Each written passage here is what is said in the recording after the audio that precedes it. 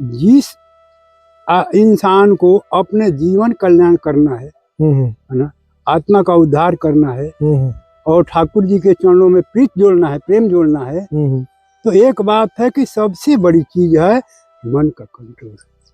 मन को अपने वही तो जानना है महाराज जी, वही सबसे बड़ी चीज है ये संसार में मन। अगर आदमी का हमें इस संसार में बार बार जन्म लेना मरना पड़ता है, तो कहीं शिव जी ने कहे पार्वती एक बात है कि भाई इसके लिए 3 ही शब्दों का एक सूत्र है और उसको तुम सुन ले और वो को पालन कर ले, फिर तुम्हारा जीवन ही बदल जाएगा, जन्म मृत्यु से पार। पार्वती ने कही भगवान बताइए। तो पार्वती ने पहले प्रश्न किया, भगवान शांति।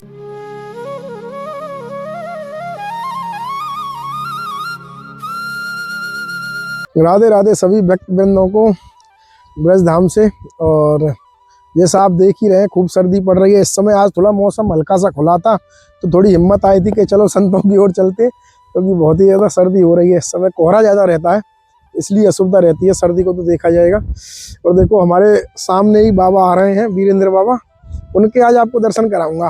पैदल पैदल आ रहे हैं साइकिल से सामने से, तो ये दिख गए मुझे अभी, इसीलिए मैं रुक गया था रास्ते में। आज उनके दर्शन कराऊंगा, उसके बाद फिर जो सेवा है अन्यत्र चलती रहेंगी संत यात्रा के साथ। महाराज जी दंडोत। जय जय। कहाँ से आ रही है सवारी महाराज जी? हमारे बाजार तरफ से भैया। अच्छा अच्छा। क्या करे, चला ना जावे पाँव से। क्या हो गया पाँव में, कोई दिक्कत हो गई? पाँव में ये है ना, मोच हो गई है और ये दर्द और सूजन, और चलूं तो वो घुटनों में ये सूजन हो जाए और इतना दर्द देवे, फिर चैन ना मिले हमको, और किससे दवा ववा खाऊं तो काम चले। उम्र के हिसाब से महाराज जी घुटनों में हाँ घर्षण कम हो जाता है। 75 वर्ष का उम्र हो गया भाई, क्या करें। 75 का हो गया महाराज जी? हाँ 75 का। इसीलिए तो हमने वहां से देखा था, मैंने कहा महाराज जी जा रहे हैं ये तो। अब क्या करूं, तुमने देखा तो रुक गए, तो हम चलो भाई कहाँ से आ रहे हैं, थोड़ा सा चलो।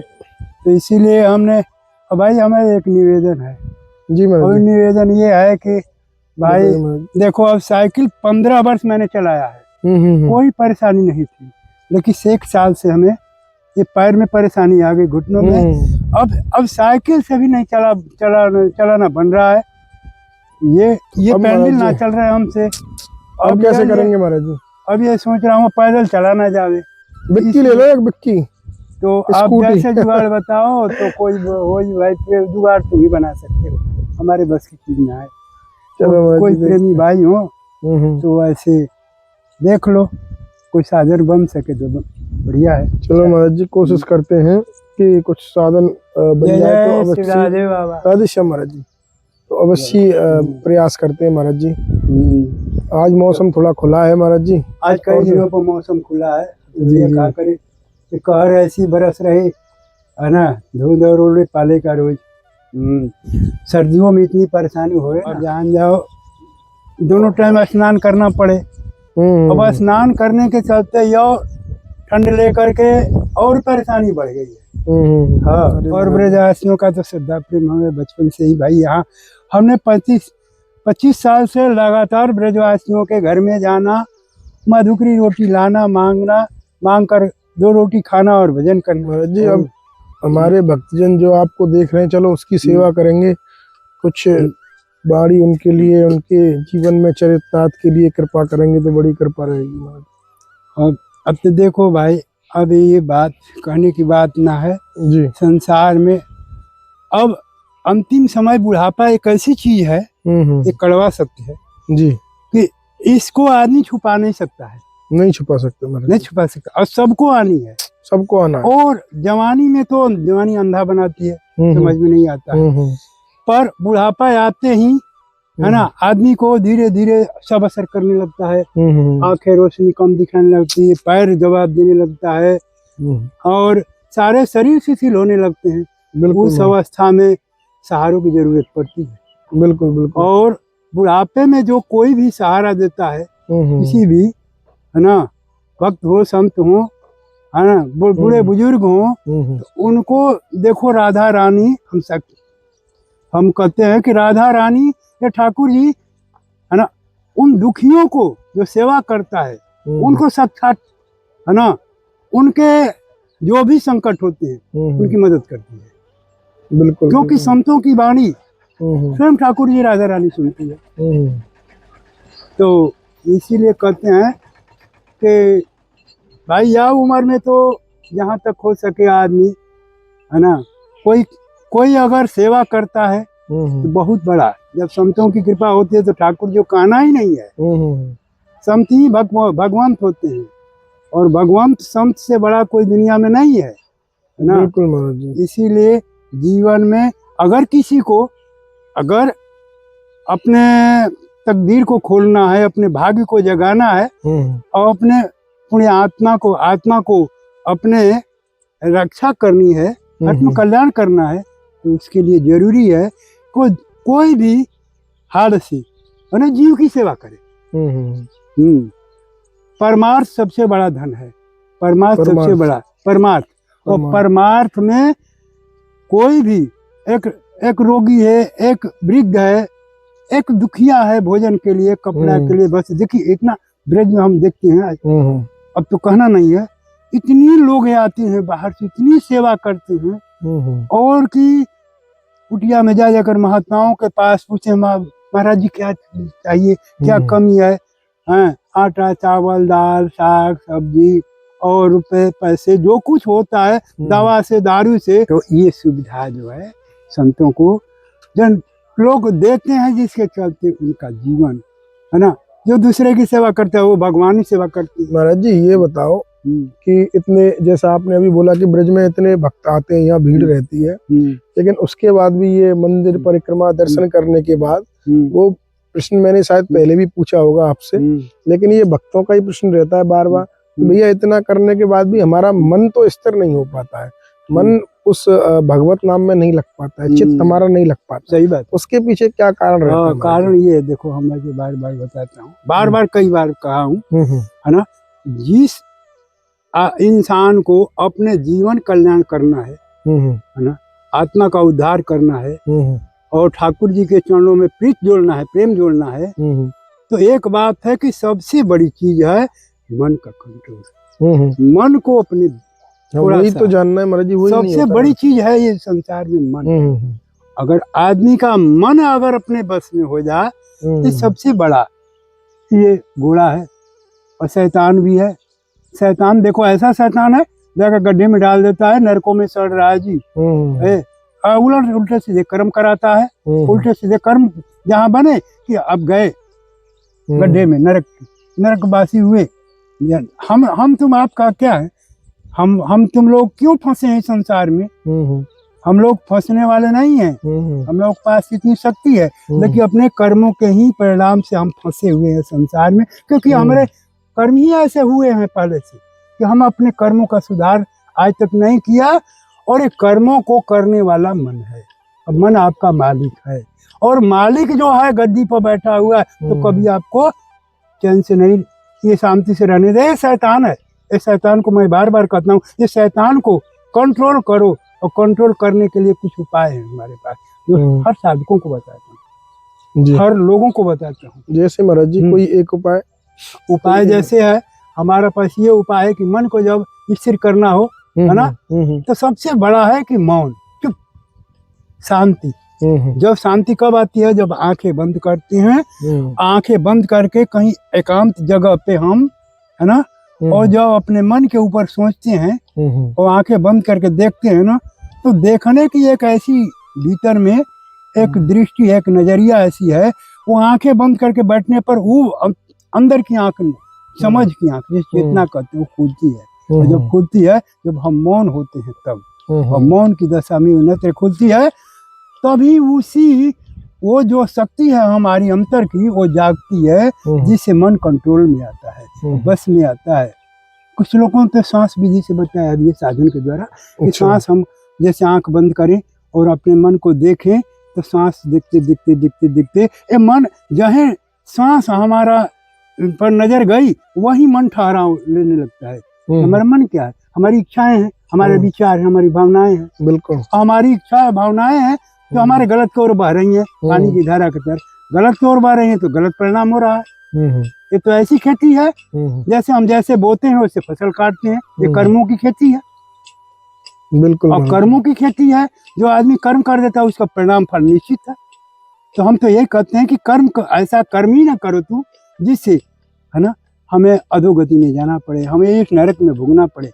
अगर अपने कर्मों पर ध्यान दे, अपने मन पर थोड़ा सा मन पर विचार करें। विचार करना है, मन को देखना है कि ये कर रहा है जो हमें अधोगति में फंसाए हुए, ये कौन इंसान है जो भीतर हमारे रहता है और तरह तरह की तरफ भावना बदलती रहती है, विचार बदलते रहते हैं, वो कर्म करते रहता है ना। तो इसको थोड़ा सा अगर ध्यान देंगे तो हमारा तुरंत ही चोर पकड़ में आ जाता है। और चोर पकड़ में आ जाता है तो हमारे किसी का कल्याण हो सकता है। अच्छा, ये अभ्यास करके हमारी सांस विधि द्वारा ये अभ्यास हो सकता है। हाँ, सांस द्वारा उससे हम कर सकते हैं। आपने पहले भी बताया था एक सत्संग में, उसके मुझे याद है थोड़ा सा कि सबसे अच्छा तो मौन रहने के बाद में सांस विधि द्वारा ये हम करके देख सकते हैं। निरंतर अभ्यास करने ये सबसे आसान है। ये सबसे आसान है। सांस विधि जो है मन को बस में करने का सबसे साधन है। ये शिव जी ने सूत्र दिया है ना, भैरव तंत्र विज्ञान में एक सूत्र ने दिया। किसमें महाराज? शिव जी ने सूत्र दिया है भैरव तत्व विज्ञान में, तो भैरव तंत्र विज्ञान, तंत्र विज्ञान। हाँ, उसमें 120 सूत्र हैं उसमें। अच्छा। और 120 सूत्रों में शिव जी ने, पार्वती ने एक प्रश्न किया है कि भगवान ये बताइए कि इस हमारे मन को बस में करने के कौन उपाय है ना। इस बात को कृष्ण ने भी कहा है कि मन को बस में करने के भगवान कौन उपाय है, हमें बतावे। तो कृष्ण भी कहा है, कृष्ण तो ये कहा है कि केवल ज्ञान एक ऐसी शक्ति है तुम्हारे अंदर में, चेतना तुम्हारी आत्मा में, है ना, उस ज्ञान की अग्नि को जला दो, है ना। और ज्ञान की अग्नि जैसे ही जलेगी तो सारे कलमश तुम्हारे भीतर के, है ना, जिसे पाप भी कहते हैं या ये वासना कहते हैं, सबको जलाकर भस्म कर देती है, मन पवित्र हो जाता है। जब वो ज्ञान की अग्नि जब जलती है तब भाई वो जलाना पड़ता। हम माचिस है, हमारे पास सब कुछ है और हम जला ही नहीं पावे, क्या फायदा उसका? तो फिर हम कोई काम कर सकते हैं न, भोजन बना सकते हैं न, सर्दियों में आँच ले सकते हैं। और माचिस पॉकेट में रखे हैं, बिल्कुल, लेकिन जलाएंगे जब तो अग्नि जलेगी। यही हो रहा है महाराज जी। तो यही तो करना है, और क्या करना है। उसी तरह कृष्ण ने कहा कि ज्ञान की अग्नि को जला, ज्ञान और अग्नि जलते हैं सारे कलमश को जला करके तुम्हारे मन को अंतर की, है ना, शांत एकदम ये पवित्र कर देगी। और पार्वती ने तो ऐसी कही, भगवान हमें संसार में ये कहते हैं कि हम भगवान हैं, हम ईश्वर हैं, हम संसार का कल्याण करते हैं, तो मेरा कल्याण क्यों नहीं होता है? मैं तो संसार में सबको कल्याण करते हैं, मैं तो अपने इस संकट में पड़ी हूँ, इस अशांति में पड़ी हूँ, मुझे तो ये कई जन्मों से आपके साथ रहती हूँ, फिर इस भेद को नहीं बताए, ये कभी नहीं बताए कि कौन सा अमृत आप पी रखे हैं जो अमर है, और हमें इस संसार में बार बार जन्म लेना मरना पड़ता है। तो कहे शिव जी ने कहे, पार्वती एक बात है कि भाई इसके लिए 3 ही शब्दों का एक सूत्र है, और उसको तू सुन ले और वो को पालन कर ले, फिर तुम्हारा जीवन ही बदल जाएगा, जन्म मृत्यु से पार। पार्वती ने कही, भगवान बताइए। तो पार्वती ने पहले प्रश्न किया, भगवान शांति कैसे मिलेगी, भगवान आनंद कैसे प्राप्त होगा, और अमृत की प्राप्ति कैसे होगी? 3 ही शब्द कही है ना। अमृत क्या है, वो पूछिए, अमृत क्या है, आनंद की प्राप्ति कैसे होगी और शांति कैसे मिलेगी? 3 प्रश्न। इसी प्रश्न के ऊपर वो उत्तर दिए हैं शिव जी ने। कहे हैं कि शांति, है ना, केवल कुछ करना नहीं है, ये सांस जो बताया, कहे कि अपने सांस को आते देखो जाते देखो, कब सांस आ रही बाहर और जा रही है, और कब भीतर आ रही है, और बस जहाँ तुम्हारे विचार वहाँ चेतना जहाँ ठहर जाएगी वह सांस पर, वही तुम्हारे, है ना, वही ये चोर पकड़ में आ जाता है। मन स्थिर हो जाएगा, और मन स्थिर होते ही अंतर का ज्योति खुल जाती है, तीसरी नेत्र खुल जाती है। ये जब नेत्र तीसरा नेत्र ज्योति खुलती है तो तुम्हारा आत्म कल्याण हो जाएगा, आत्मा जागृत हो जाती है। फिर तो उस मन को, है ना, ये शैतान को मार डालती है, आत्मा कंट्रोल में कर लेती है। ये तो शैतान ने मालिक बनाया हमें, सता रहा हमारी आत्मा को, ये मन ही सता रहा है। मन मालिक बन बैठा है गद्दी पर, आत्मा क्या करती है, जब बलवान बन जाती है, चेतनशील बन जाती है, ज्ञानी बन जाती है, तो उन्होंने क्या करती है, मन को दे उठा पटक लगाती है, मन को उतार के गद्दी पर अपने बैठ जाती है, कहते हैं कि अब आज से तुम्हें मैं कहूंगा वो करना है। तो जो आत्मा बलवान बन जाती है, चेतना, तो अपने बुद्धि से, अपने ज्ञान से जो इंसान इस चेतना के सहारे चलता है तो राजा है संसार में, वो राजा बन जाता है ना। ऐसे ही पार्वती को समझाया शिव जी ने, वही पार्वती ने की और समृद्धि की प्राप्ति हो गई, परम शांति की प्राप्ति, परमानंद की प्राप्ति हो गई। तो ये साधारण सूत्र है जो श्वास की विधि मैं बार बार कहता हूँ। यह हमने कहा, ये कृष्ण भी कहे हैं अर्जुन से, केवल ध्यान दो अर्जुन, केवल ध्यान देना है।